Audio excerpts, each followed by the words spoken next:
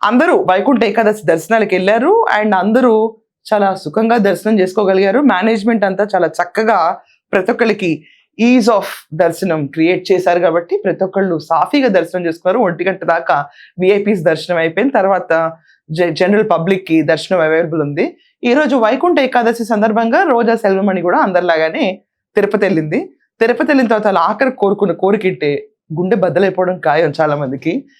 Political గా statements చేయడానికి తిరుమలని చాలా రకాలుగా వాడుకున్నారు వైసీపీ. దాంట్లో రోజా ప్రధాన పాత్ర ఉంటుంది.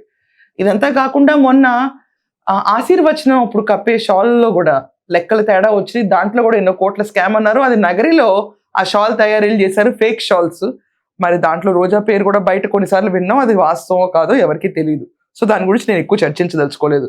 కానీ వెంకటేశ్వర స్వామి వారి లడ్డూని అపవిత్రం చేసి దాని తర్వాత మనం చూసుకుంటే గనక ప్రతి ఒక్కళ్ళు దాంట్లో నెయ్యి అన్న పదార్థమే లేదు, పాలు అన్న పదార్థమే లేదు.